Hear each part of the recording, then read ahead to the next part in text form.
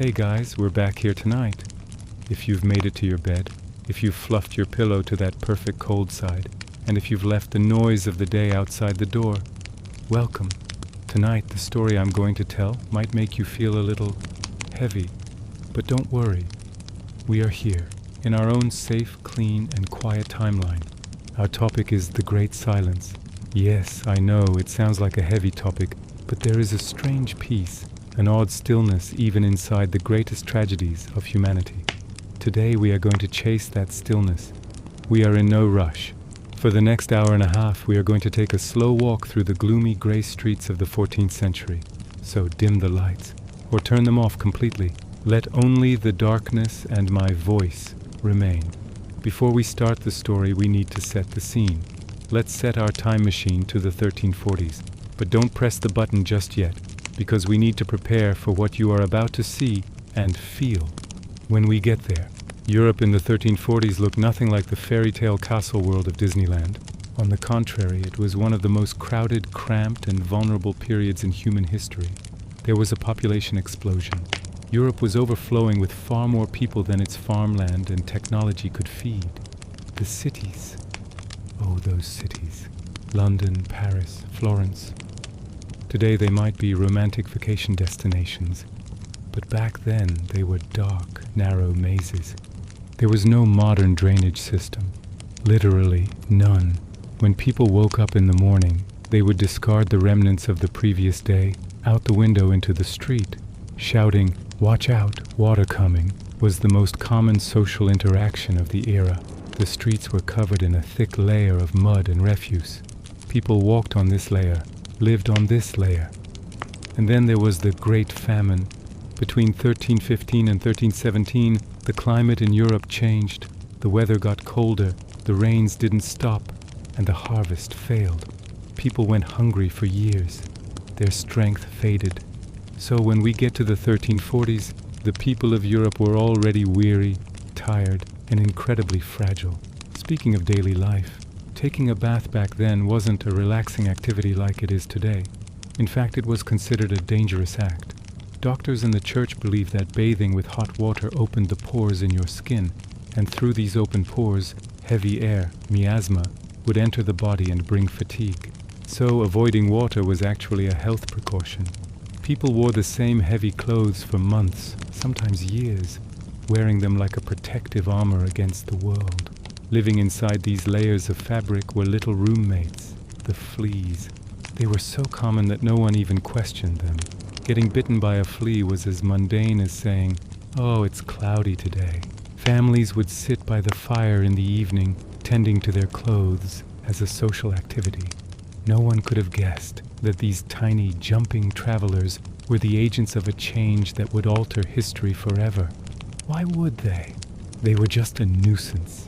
But the great change didn't start in Europe. No, it came from where everything mysterious comes from. The East, somewhere in China or the Central Asian steppes. No one knows the exact spot. An ancient force sleeping under the soil woke up. It hit the East first. Old records mention a great silence falling over the lands in the 1330s. But for Europe, the East was the land of fairy tales and wealth. Caravans coming via the Silk Road didn't just bring silk, spices, and porcelain. Hidden between the bales of fabric at the bottom of grain sacks, they carried a silent, invisible army. This army moved west slowly, without rushing. It crossed the Caspian Sea. It reached the Russian steppes. And finally, it arrived at the shores of the Black Sea, at the Crimean Peninsula.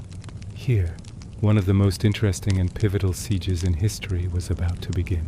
Close your eyes and imagine the city of Kaffa, a rich port city controlled by Genoese merchants, surrounded by high walls. Inside, Italians are trading, drinking wine, counting their money.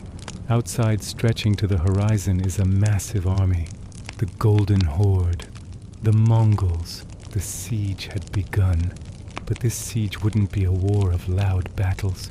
It would be a war of a silent shadow, and humanity was destined to sleep. It's 1346. The Mongol army waiting in front of the walls of Kaffa was tense. The Mongols were lords of the steppe, used to riding freely. Waiting in front of a wall for months wasn't their style. But boredom wasn't the only problem. Something was fading in the camp. A strange fatigue appeared among the Mongol soldiers. It started with a deep tiredness. Soldiers were shivering, feeling a heavy weight on their chests. Then the signs of the shadow appeared on their bodies, and the worst part, they simply faded away. Soldiers were falling into an eternal sleep one by one. The Mongol commander, Janibeg Khan, sat in his tent, brooding. His army was melting away like mist in the morning sun. Winning a military victory had become impossible. Normally, what a commander does is clear, lift the siege, gather the remaining soldiers, and go home. But Janibeg Khan didn't want to go down in history as one who walked away empty-handed. And in that moment, perhaps with a dark intuition, or perhaps just out of frustration, he decided to leave a parting gift. He gave the order, "Load the catapults." The Genoese looking over the wall saw the Mongols setting up the catapults. They're going to throw stones again, they thought. They're trying to break the walls. But the Mongols didn't load stones. They loaded the silent burden of those who had already passed away, and they launched them. Try to imagine that moment. A heavy shadow flying through the gray sky. The sorrow of the camp was sent over the walls of Kaffa. It wasn't a violent attack, but a tragic delivery. The Genoese were terrified. The presence of the end had arrived from the sky. The heavy air permeated every street in the city. The Genoese panicked and tried to clear the streets. But it was too late.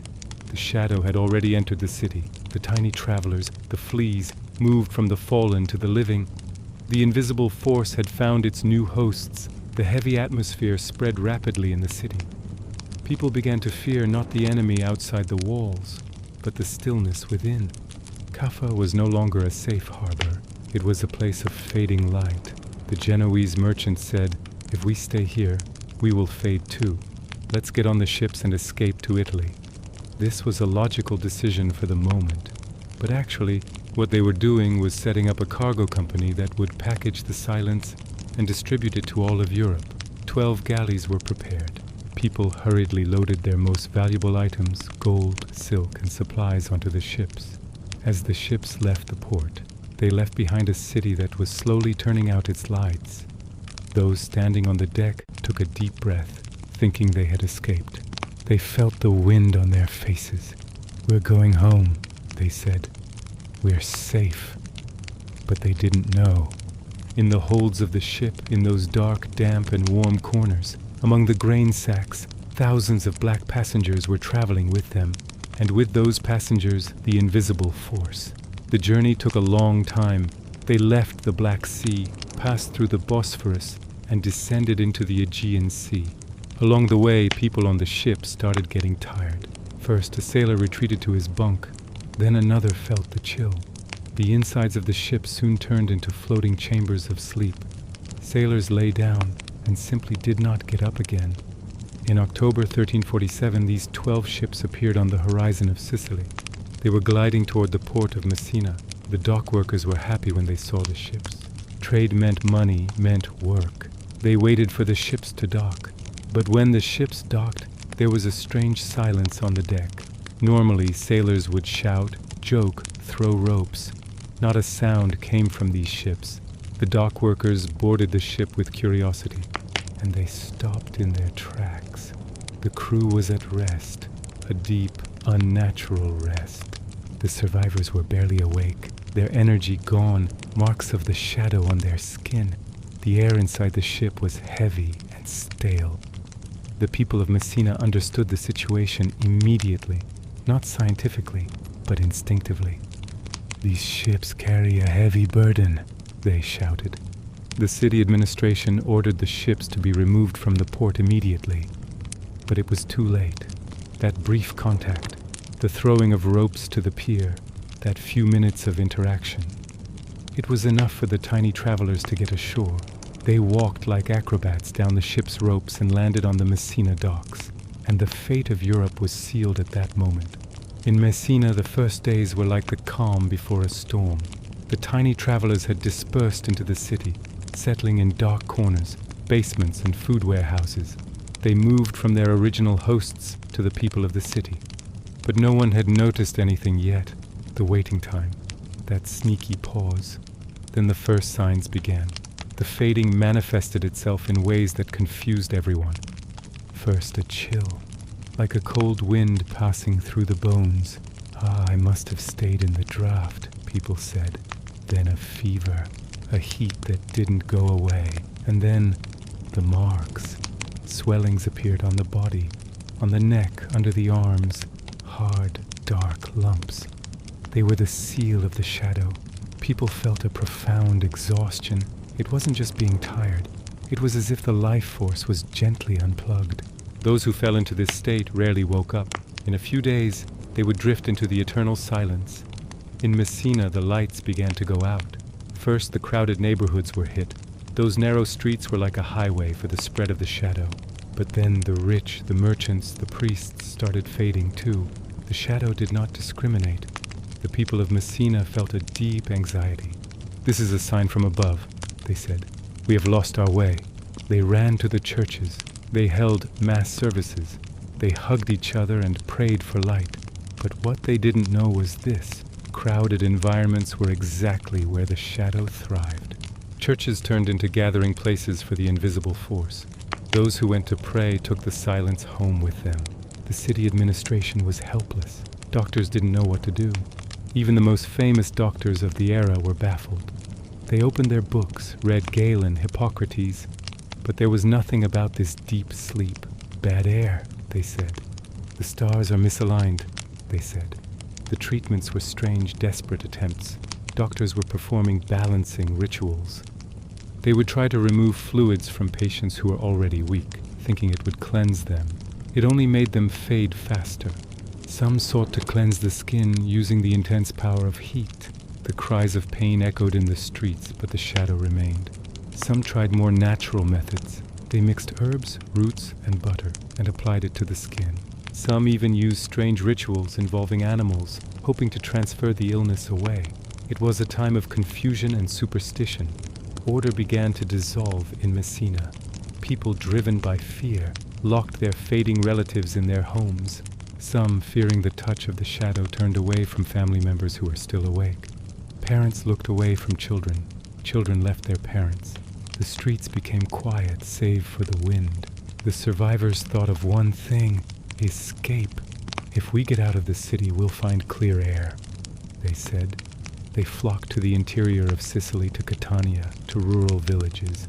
But as they walked, they took the invisible passenger with them. Every person fleeing Messina became a messenger carrying the silence to a new place. The city of Catania did not want to accept the travelers from Messina. They closed their gates. "Do not enter, you carry the heavy air," they said. But people were desperate. They climbed over the walls, sneaked into the city, and soon enough the bells began to toll slowly in Catania too. Sicily fell silent, piece by piece. The island was covered in a heavy blanket of quiet. Fields remained empty, animals wandered alone, and this was just the beginning. The shadow was preparing to jump to the Italian mainland, to those big, rich, crowded cities. Genoa, Venice, Florence. None of them knew that the lights were about to go out. The cradle of the Renaissance was about to become the cradle of silence. Sicily had fallen into silence. That beautiful island, the land of orange groves and bright sun, was now a quiet place of memory. But the story didn't end there. The real tragedy was that those ships, the ones carrying the invisible burden, were still floating at sea. They had been turned away from Messina, yes, but these ships needed a harbor. Together with the tiny travelers, the hidden shadows, and the crew who were slowly fading away, they wandered the waters of the Mediterranean like a fleet of ghosts. The route of these ships turned north, towards their homes, Genoa and Pisa. It was January 1348, the harshest time of winter. Normally, the invisible force slows down in the cold. It prefers warmth, but the ship's holds, those deep wooden spaces smelling of grain and humanity, were the perfect shelter for the shadow to endure. The ship captains tried to dock at the port of Pisa. The Pisans had heard the whispers from Sicily. Bad news travels faster than the wind. Port authorities stood at the docks with torches, signaling the ships to stay away. "Do not approach," they warned, but human need and greed sometimes outweighs caution. Under the cover of darkness, smugglers rowed out to the ships. They offloaded the precious silks and spices into small boats and brought them ashore. Those small boats were the Trojan horse itself. The shadow stepped onto the docks of Pisa, and Pisa was the gateway opening to the very heart of Italy. The road to the valleys of Tuscany, those famous vineyards and olive groves, passed through here. When Pisa grew quiet, the dominoes began to fall. Siena, Pistoia, Lucca.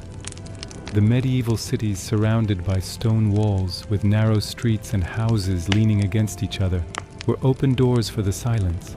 What happened in Siena is particularly poignant. Siena was building a huge cathedral at the time. In fact, they were so ambitious that they wanted it to be bigger than the cathedral of their rival, Florence. The construction was halfway done. The walls were rising towards the heavens. But when the heavy air entered the city, the hammers stopped. The architects laid down their tools. The stonemasons drifted into the deep sleep, and that massive cathedral construction simply halted. If you go to Siena today, you can still see those unfinished walls. They call it the Facciatone.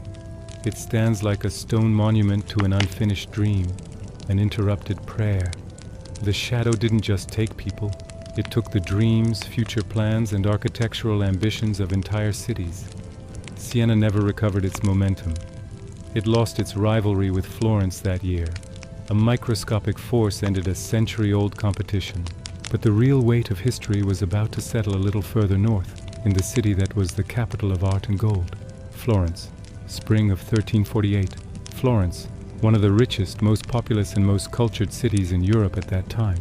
Then the silence came. The stillness that fell over Florence was of a magnitude that challenges the imagination. More than half of the city's population, about 50,000 people, faded away within a few months.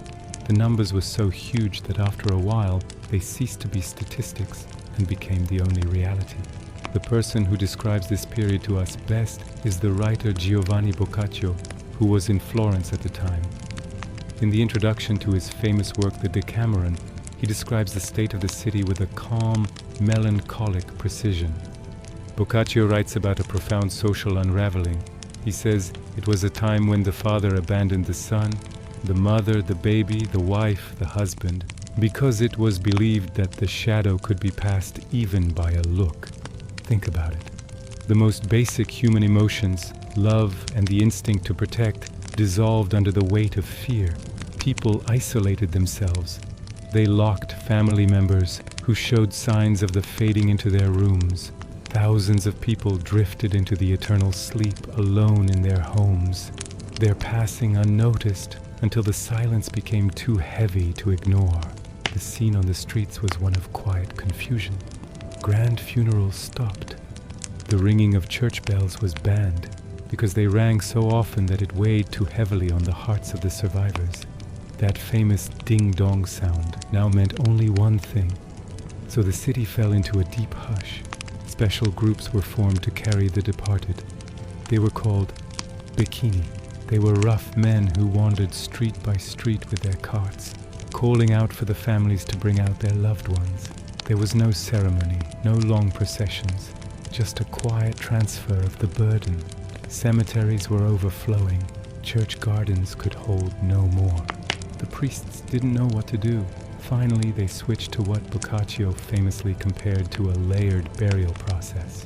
Huge trenches were dug in the earth. The departed were placed side by side in these trenches.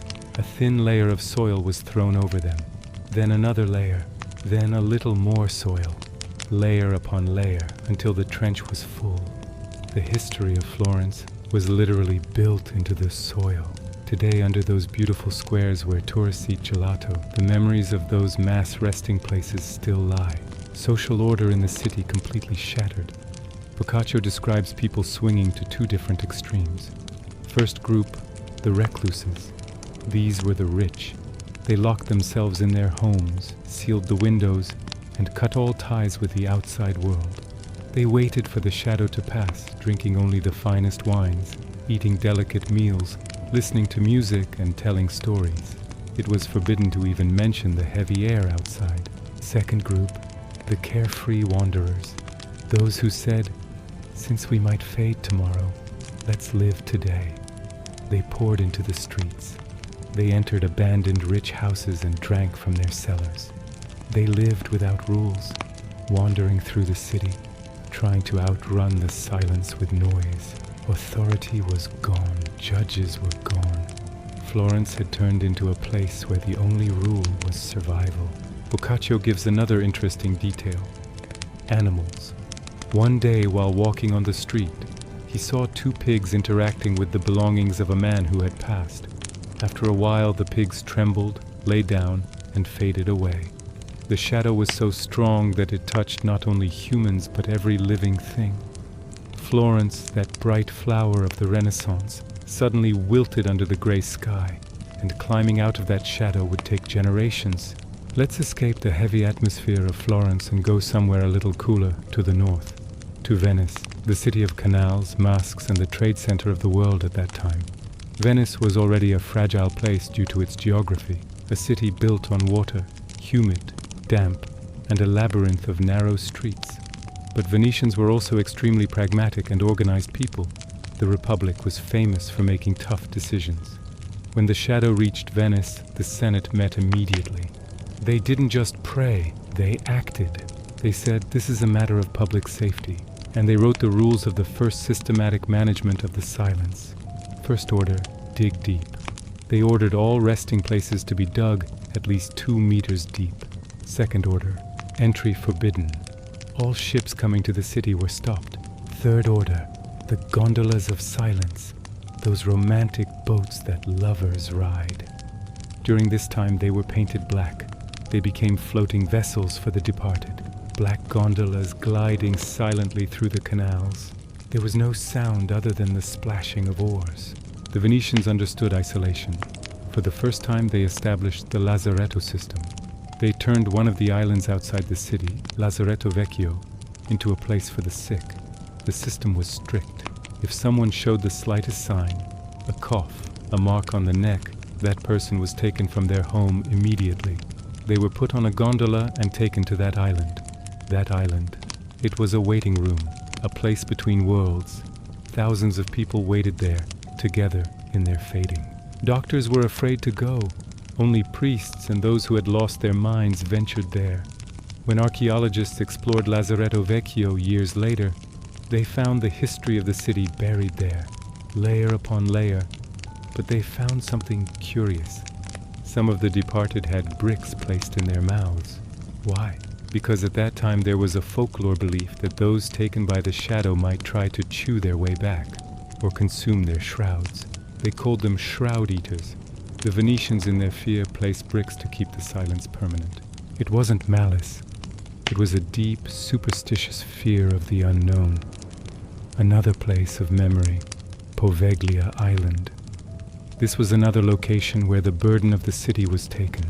Legends say the mist there is thicker than anywhere else, composed of the memories of those who passed. Even today, locals speak of it with a hushed tone. Bad soil, they say. No matter how strict the measures, they couldn't stop the tiny travelers. The rats could swim. They entered the ground floors of houses from the canals. 60% of Venice's population faded away. Those magnificent palaces, those gold-plated churches stood empty, echoing with the sound of the sea. The Doge of Venice, Andrea Dandolo, watched his city crumble. He was the most powerful man in the Republic. But when the shadow entered his palace, power meant nothing. He too felt the heavy air. Venice's magnificent trade empire paused, holding its breath. There is an interesting heritage left from that period in Venice, the masks. The origin of those fancy masks worn at carnivals today is partly based on the long-beaked masks doctors wore back then, filled with herbs to filter the air, and the desire to hide the sorrow on people's faces. The Venice Carnival is actually a memory of that Gothic dance where silence and life intertwined. Imagine those black gondolas gliding through the waters of Venice, that silence in the fog, and the smell of smoke rising from the islands, that humid air filling your lungs. Are you cold? Pull the blanket up a little more, because it's not over yet. We're going further north, to England and France. Stranger stories await us there. While Italy was navigating through the heavy fog, their northern neighbor France was in that famous state of relaxation, saying, "Ah, that's the Italians' problem. The mountains will protect us." But unfortunately, shadows travel by sea as well as land. Marseille was a major port city and the first stop for ships seeking refuge from Italy. In early 1348, a ship docking at the port of Marseille was turned away. But before it left, the tiny travelers, the unseen passengers, had already climbed down the ropes. Marseille fell into silence, and from there the shadow began to climb north, into the heart of France, along the Rhone River, which was considered the highway of Europe at the time. Target Paris. I want you to visualize the Paris of 1348. Those wide boulevards, the Eiffel Tower, the chic cafes we know today didn't exist. Paris back then was a massive gathering of humanity. 100,000, maybe 150,000 people, jammed inside the walls, living in stacked timber buildings, walking in narrow streets. The city was so crowded that sunlight could barely reach the cobblestones. And the air of medieval Paris was thick, heavy, and motionless. When the shadow entered Paris, the city changed. The King of France, Philippe VI, was in the midst of the 100 Years' War with England at the time. His morale was already low. He had been defeated by the English at the Battle of Crécy. On top of that, when the silence arrived, a sense of helplessness reigned in the royal palace. The king gathered his doctors and the brightest minds of the era, the professors of the University of Paris Faculty of Medicine. He asked them a simple question: where did this heavy air come from, and why is it happening? The professors worked for days, searched through old manuscripts, looked at the night sky, and finally they presented the most scientific report in history to the king. The report explained the cause of the fading as follows. On March 20th, 1345 at 1:00 p.m., the planets Saturn, Jupiter, and Mars aligned in the sign of Aquarius at a 40-degree angle. This alignment turned the moisture in the atmosphere into a vapor that brings sleep. Yes, you heard right. The smartest men in Paris blamed the quiet passing of thousands on 3 planets standing in the wrong place. What was the solution? Close the windows, smell sweet scents, and don't eat heavy foods.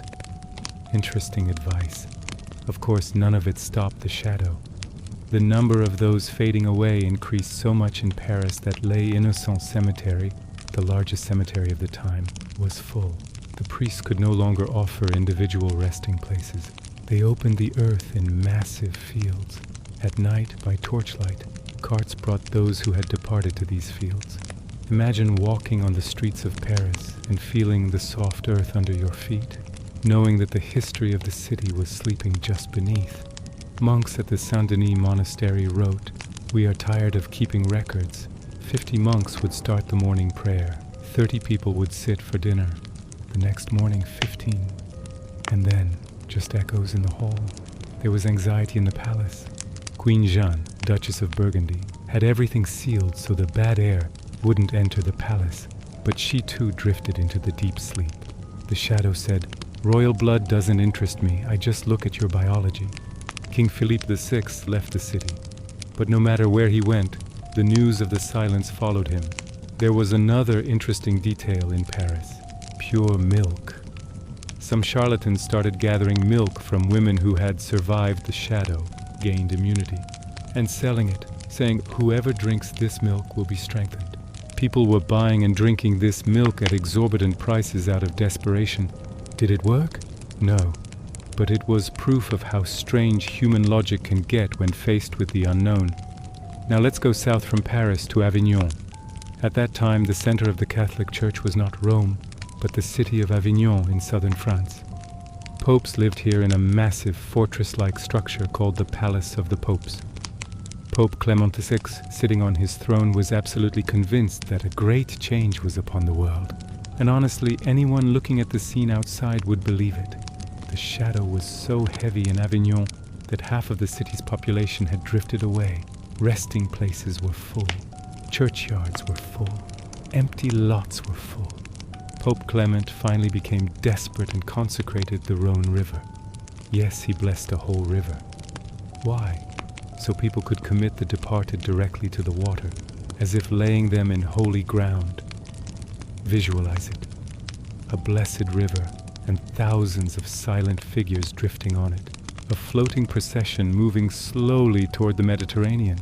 Imagine sitting by that river and watching this scene. The sound of water, the gentle movement of the current carrying the burden of the city away. The Pope's doctor, Guy de Chauliac, who is one of the bravest men of that era, took a radical measure to protect the Pope. The theory was the silence was carried by particles suspended in humid and still air, so the air needed to be dried and purified. Dr. Guy had 2 massive fires lit in the Pope's private apartment, to the right and left of the Pope's throne. It was summer. The south of France was already hot, plus huge logs burning inside. Pope Clement sat between these 2 fires for weeks. He was soaked in sweat. The heat was intense, but no one could get close to him. Servants would leave food from a distance and retreat. And the miracle happened. The Pope didn't fade. But the reason wasn't cleansing the air as the doctors thought. The reason was very simple. The tiny travelers, the fleas, do not like heat. In such high heat and smoke, no flea dared to approach the Pope. The Pope survived by literally being purified by fire. Dr. Guy de Chauliac was not so lucky. He felt the shadow touch him, but he acted like a scientist. He observed his own condition. He treated his own marks. He suffered a great fatigue for 6 weeks, but he stayed awake. And then, he wrote one of the most important medical books in history, Chirurgia Magna. In his book, he noted with sadness, father did not visit son, husband did not visit wife. Charity was asleep, hope was asleep. In Avignon, there was also a flagellante problem. These fanatic groups filling the streets of the city and chanting loudly came in front of the Pope's palace. The Pope initially pitied them, but then, seeing that these guys are shaking my authority, he asked them to leave the city. Avignon had turned into a place where both religious authority and science were waiting, ruled only by the fire and the river. While continental Europe was navigating the fog, the English thought the English Channel would protect them. We are an island. That heavy air can't come here, they said. Ah, that famous island confidence. But what they forgot was that England lived on wool and cloth trade, and ships were constantly coming and going. June 1348. In southern England, a small port town called Melcombe Regis, modern-day Weymouth, a ship arrived from Gascony, France. The ship carried Bordeaux wine and cloth. And of course the tiny travelers, the most loyal passengers of the ship. The shadow came ashore. The name of the first person to fade is written in the records. Someone from Melcombe. He didn't even have a name. He was just the first leaf to fall. The silence spread rapidly across England's green, wet countryside, from village to village, town to town. By the time it reached Bristol, people there understood the situation, but the fog was already thick. And then, London. In the autumn of 1348, the shadow arrived at the gates of London. London wasn't huge like today, but it was incredibly cramped. Wooden houses were so close together that you could shake hands with your neighbor from the upper floors. The streets were narrow, muddy, and the fog from the Thames River mixed with the shadow of the illness. A perfect place for the silence to settle. The reaction in London was a bit different from other European cities. A sort of stiff upper lip kicked in. There was anxiety, yes, but there was also a strange bureaucratic order. King Edward III left the city but ordered the government to keep working. Taxes will be collected, courts will work, if possible, he said. However, seeing that there was no room left in the churchyards, Bishop of London Ralph Stratford came up with a practical solution. He bought a piece of land just outside the city called No Man's Land.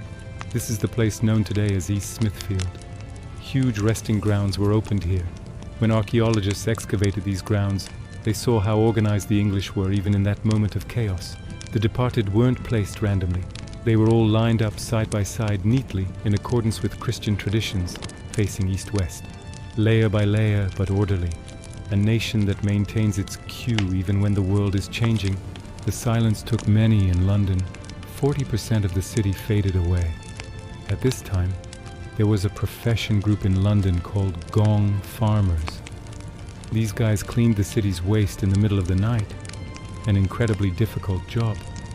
But there is a strange statistic. The fading rate of these men was slightly lower than others. Why? According to some theories, gong farmers were exposed to so many things that their resistance was super strong. Or maybe even the tiny travelers didn't want to get close to the heavy scent of their work. Whatever the reason, those doing the hardest job in the city remained the most awake. In England, the shadow changed not only people, but also the language. Until then, French was spoken in schools and at the palace, due to the Norman invasion. But when all the French-speaking teachers and nobles drifted into the deep sleep, lessons in schools started to be given in English. English began to turn from a commoner language into a national language. So if we can read Shakespeare today, maybe we owe it to those French teachers who left us back then. Imagine the sound of church bells and cart drivers calling out in the misty, rainy and silent streets of London. The River Thames flows grey and calm, and in those wooden houses by the river, thousands of people are taking their final rest. While people were fading away in England, their northern neighbours, the Scots, were watching this scene from across the border, and honestly, they were quite pleased with what they saw. Scots and English haven't liked each other much throughout history. This might be the understatement of the century. When the Scots heard about this heavy silence befalling England, they didn't think it was a biological event. To them, the situation was very simple. A higher power is balancing the scales against the English. They believed this so much that they even gave the phenomenon a special name, the foul sleep of the English. They gathered in churches and whispered, "Thank you for lowering the defenses of our enemies." Up to here, everything looks like a classic medieval rivalry. But then the Scots decided to make a strategic mistake. They said, "Look, the English are weary. Their army is resting. Their king is gone. Their spirit is low. This is the perfect opportunity to visit them." Oh, Scotland, if only you had settled for just watching from the hills. In late 1349, the Scottish army gathered in Selkirk Forest. Thousands of soldiers, clan chiefs, horses. They were ready to cross the English border, head south, and claim what they could. Songs of triumph were sung in the camp. Fires were lit. Ales were drunk. The atmosphere was festive, but there was a tiny, microscopic detail they forgot. The shadow is not a nationalist. It doesn't ask for a passport. It doesn't recognize borders. The only thing it cares about is finding a new host for the silence. During small trips to the English border, Scottish soldiers likely came into contact with English peasants who were already carrying the burden, and that invisible spark jumped to that crowded camp in Selkirk Forest. First a cough echoed through the trees, then a deep fatigue settled over the warriors, and within a few days that victorious army turned into a quiet gathering. According to records, 5,000 Scottish soldiers laid down their weapons and drifted into the deep sleep in the forest without ever swinging a sword. What did the rest do? They felt a sudden anxiety. "It's a trap," they said, or "Has the favor turned against us?" they thought. The army disbanded. Everyone retreated to their own village, their own clan, to the remotest corners of Scotland, the Highlands. And of course, as they retreated, they took the invisible passenger with them. Those isolated valleys, those protected stone castles of Scotland suddenly became places of quiet reflection. 1/3 of the population faded away. The Scots' early victory celebration had turned into an invitation bringing the silence home. If history teaches us one lesson, it is this. When a shadow falls on your neighbor's house, do not cheer, for the wind blows where it will. Now let's turn our route to the sea, to the North Sea, to those waters where the waves are gray and rough, and the sky is the color of slate. How did the shadow reach Scandinavia? Not by walking, by a ship again. But this time the story is a complete legend of the sea. In 1349 there was a trading ship that set off from England. Its cargo was wool. English wool was very valuable back then. The ship was going to Norway to the port of Bergen. However, during the journey, a heaviness fell upon the crew. First the sailors, then the captain. They felt the need to rest, and one by one, they fell into a sleep from which they did not wake. The ship, with no hand at the helm, began to drift in the middle of the North Sea. The wind and currents dragged this silent vessel by a strange coincidence straight to the shores of Bergen. Locals in Bergen saw a ship on the horizon. The ship was swaying strangely. Its sails were loose. When it approached the shore and ran aground, people ran with curiosity. When they went up to the deck, they saw that the crew was at peace. What does a normal person do? Walk away. But for the people of that era, that ship was a gift from the ocean. Wool supplies, they said, and started unloading the ship. They shouldered the wool bales and took them home, and they opened the box. The change in Norway was so profound that not only the country's demographics, but even its political structure shifted. More than 60% of the population, according to some estimates 70%, simply disappeared into the mist. Norway's entire elite class, the literate, the administrators, drifted away. There was no one left to run the country. Therefore, the Kingdom of Norway quieted down and eventually fell under the influence of Denmark and Sweden for centuries. A ship full of wool carrying tiny travelers took away the voice of a whole nation. In Scandinavian folklore, this event is told with a very specific character, Pesta. According to legend, Pesta is an old woman dressed in dark clothes. She wanders from town to town with two tools in her hand, a rake and a broom. If Pesta comes to a village with a rake in her hand, you are lucky. The rake has gaps, and some people slip through the teeth and remain awake. But if Pesta comes with a broom in her hand, then the silence is total, because the broom sweeps everything away.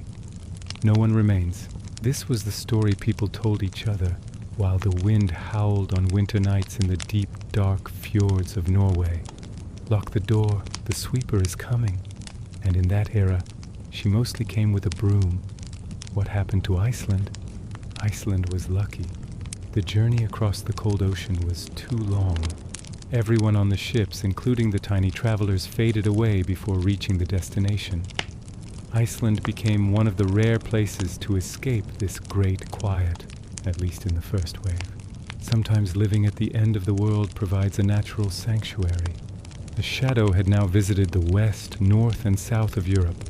There was only one place left, the east, Russia. Russians had been hearing news from Europe since the late 1340s. People are fading in the west. Cities are becoming empty, they said. But the Russians weren't Catholic. They were Orthodox. And due to the distance, Russians came to the following conclusion: this is a burden placed on the West. We are far away. We are different. The shadow will not come here. Ah, human confidence. Whenever someone in history says nothing will happen to us, we are special. Fate prepares a lesson. By 1352, the silence was at the door. First it entered the city of Pskov, then the great trade center Novgorod. Russian chronicles use a very poetic language when describing this time. They write that the change came like a black cloud, that birds fell from the sky and a heaviness settled on the land. In Novgorod, people were so concerned that they said, "There is no escape from the cloud," and devoted themselves entirely to reflection. Archbishop Vasily wanted to go to the city of Pskov to boost morale and offer comfort. He went to Pskov, held rites, blessed people, and on the way back, he felt the fatigue. The archbishop passed away. His body was brought back to Novgorod.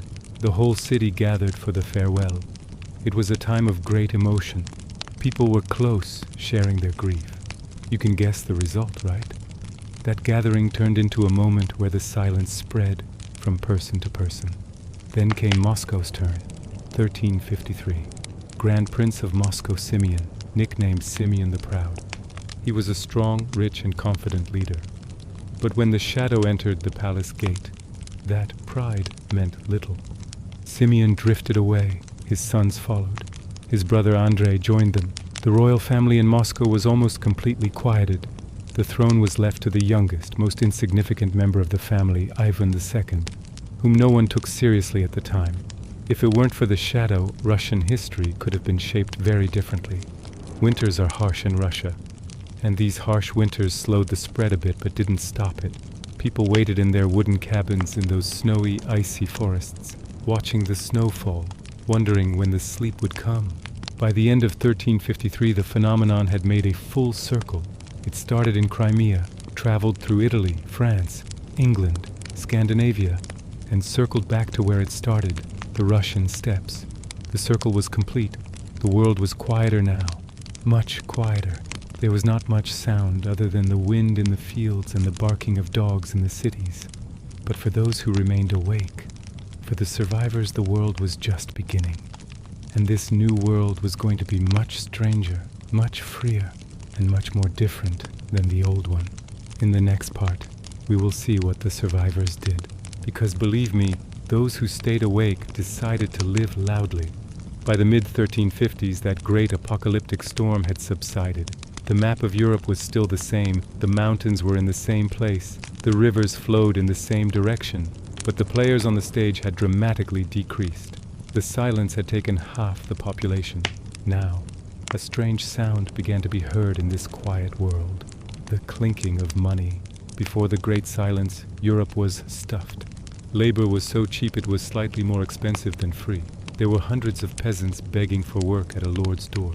The lord would say, "I'll give you a piece of dry bread and some straw a day, take it or leave it." The peasant would accept because the alternative was having nothing. But after the silence, the equation completely reversed. Imagine a lord, let's call him Baron von Richthofen. He looks out the window of his castle. He has endless lands. The wheat has headed. Harvest time has come. But there is no one in the field. Silence. No sound other than the rustling of the wind. The Baron goes down, goes to the village square, where hundreds of people used to live. Now 15 or 20 remain. The Baron goes to the surviving peasant, Hans. "Hans," he says, "come plow the field." Hans looks at the Baron's face for the first time in his life and shrugs. "I don't know, my lord," he says.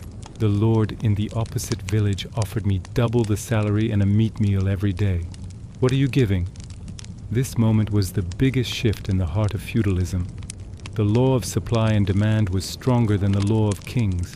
Workers were scarce, so the value of the worker increased. In England and France, wages suddenly doubled or tripled. Surviving peasants had freedom of choice for the first time in their history. They were no longer working just to survive, but to live. They started eating better food. Meat, cheese, and white bread, formerly seen only on nobles' tables, were now coming to peasants' tables too. Kings and nobles hated this situation. Order is breaking down. The feet are becoming the head. They foamed. King Edward III of England hurriedly passed the Statute of Labourers in 1351. The law said no one can ask for more than their salary before the silence arrived. Asking is a crime. Giving is also a crime. Did it work? Of course not. The economy is like gravity. You can't stop it with laws. Lords continued to pay peasants high salaries under the table so their crops wouldn't wither in the fields. And then, fashion. Yes, you heard right. An incredibly absurd fashion trend started in post-silence Europe. These newly rich peasants and merchants wanted to show off their money. They started dressing like nobles. Silks, velvets, bright colors. But their tastes were a bit questionable. Among men, shoes called Krakow, or Polaine, became fashionable. These were shoes with incredibly long and pointed tips. They were so long, sometimes 50 cm, that they tied the tip of the shoe to their knees with a chain so as not to trip while walking. Think about it. Men walking on the streets, half-meter pointed shoes on their feet, tips chained to their knees, walking with a strange gait. Why? Because they could. Because they were awake. It was the nihilism of, I might fade tomorrow, so today I'm going to wear the world's most ridiculous shoes. Nobles tried to intervene in this too. They passed sumptuary laws, clothing laws. They tried to measure with a ruler saying, shoe tip length can be this much for nobles, this much for merchants, this much for peasants. They said, only princes can wear purple. But it was in vain. The shadow had already torn down those rigid class walls. People's psychology swung between memento mori, remember you will leave, and carpe diem, seize the day. Cemeteries ceased to be scary places and turned into socializing areas. People picnicked on tombstones, rolled dice, drank wine. Art changed. Danse macabre, dance of death. Paintings began to be drawn on church walls, but they weren't terrifying. They showed skeletons holding hands with kings, popes, beautiful women and beggars, asking them to dance. The message was very clear. Even if you have pointed shoes or a crown in the end, you will join the dance. Europe had turned into a place reflecting on its own fragility, and this realization laid the foundation for a cultural change that would last for centuries. Let's fast forward the story a bit, because the tiny travelers, the Yersinia pestis, didn't retire to backstage once they appeared on stage. They always waited behind the curtain. They came back every 10-20 years.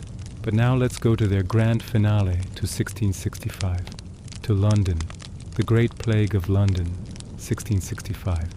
London back then was still a paradise for the tiny travelers, with its narrow streets, wooden houses, and heavy air. When the silence returned, Londoners knew what to do, but were still helpless. The city was quarantined. Elderly women called searchers visited houses to check for those who had faded. If the shadow was found in a house, a red cross was drawn on the door and a guard was posted. Those in that house, even if they were healthy, had to stay locked inside for 40 days. The rich, including King Charles II, left the city. The poor and a few conscientious doctors and priests remained. The most striking story of this period happened not in London, but in the north, in a small village in Derbyshire, Eyam village. This story is one of the most honorable pages in human history. The shadow reached Eyam with a bale of cloth sent from London. The village tailor, George Vickers, hung the damp cloths in front of the fireplace to dry.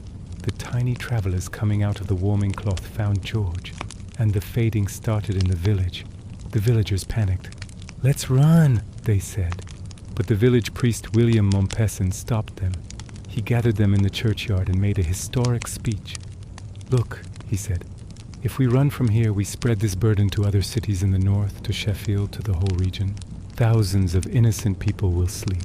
But if we stay here and lock ourselves in, only we sleep. But we stop the shadow here. And those simple peasants, miners, farmers, okay," they said. They drew a border around the village, a circle of stones. "No one crosses these stones," they said. Voluntary isolation. For 14 months, for exactly 14 months, they lived through the silence inside that circle. Their only contact with the outside world was those boundary stones. Neighboring villages left food on these stones. Eyam villagers threw money into vinegar-filled hollows to disinfect it. Inside, families drifted away. A woman named Elizabeth Hancock lost her husband and 6 children in a week. Because no one could help her, everyone was either fading or gone. She carried them all to their resting places in her garden by herself. Priest Mompesson lost his wife, laid her to rest with his own hands. When the silence ended, 260 of the 350-person village had departed, but they succeeded. The shadow did not pass those boundary stones. Northern England was saved. The people of Eyam kept their promise silently, so that strangers could live. If you go to Eyam today, you can still see those plague stones and graves in the gardens. It has a sad but holy stillness. So how did the silence end in London? Mother Nature sometimes offers very ruthless, sometimes very ironic solutions. September 1666. The shadow was still present. A baker in Pudding Lane forgot to put out his oven. A small spark. And then the great fire of London. The city was wood. Warehouses were full of pitch. London glowed like the sun for 4 days. 80% of the city turned to ash. Even St. Paul's Cathedral melted. This was a terrible disaster, yes, but it was also the greatest cleansing operation in history. The fire removed those old wooden houses where the tiny travelers nested, those narrow streets, those damp warehouses. The heat was so high that even the invisible force couldn't withstand it. The fire swept the shadow out of the city. When London was rebuilt, it was now made of brick and stone. Streets were widened. The fire closed an era. Centuries passed. Although the shadow reminded itself occasionally, it lost its old power. But people still didn't know who the culprit was. Bad air, they said. The stars, they said. Until 1894. A new silence had descended on Hong Kong. Science had advanced. a Swiss scientist from the Pasteur Institute, Alexandre Yersin, went to Hong Kong. Yersin took samples from the marks of the departed in a makeshift lab. He put it under his microscope, and he saw it. The culprit was there. Motionless, rod-shaped small bacteria. He gave it his own name, Yersinia pestis. Then scientists figured out the mechanism. It turns out that cats, dogs, even those poor old wise women accused for centuries were innocent. The whole story was hidden in the stomach of the flea. The mechanism was this: the flea takes the burden from a carrier. The bacteria enters the flea's stomach and multiplies there. It multiplies so much that it blocks the flea. The flea gets hungry. It wants to eat again. It visits a human. It tries to feed but cannot swallow because its path is blocked. And so it shares the tiny travelers with the human. It transfers the burden. That's it. All those millions of fading lights, the change of empires, the end of feudalism, the beginning of the Renaissance, the shaking of trust in old ways, the heroic circle in Eyam village. It all happened because of the hunger of a tiny flea. History hangs on such fragile cotton threads sometimes that thinking about it can really keep one awake. Massive events have microscopic causes. Does the shadow still exist today? Yes, it hasn't disappeared. It still exists in the American West, in squirrels around the Grand Canyon, in Madagascar, in the Mongolian steppes. A few people encounter this shadow every year, but we don't need to be afraid anymore, because now we have a magic shield. Antibiotics. Think of that desperate mother in 1348, that suffering emperor, that praying priest. If we could go to them and say, "Don't worry, this will go away with a small box of medicine you get from the pharmacy," what would they say to us? They would probably think we were wizards. This is the story of the Great Silence. Dark, heavy, sometimes sad, but also a story showing humanity's resilience, its ability to adapt, and its ultimate survival. Now, check your window. Is it dark outside? Good. Do you hear a distant sound? Maybe a car or the wind? Normal. But if you hear a small scratching sound, tiny footsteps from the attic, it's probably just the wind, or the cat. Still, try not to scratch yourself tonight. Close your eyes, take a deep breath. The history lesson is over. Now it's time to sleep. Good night, and sweet dreams.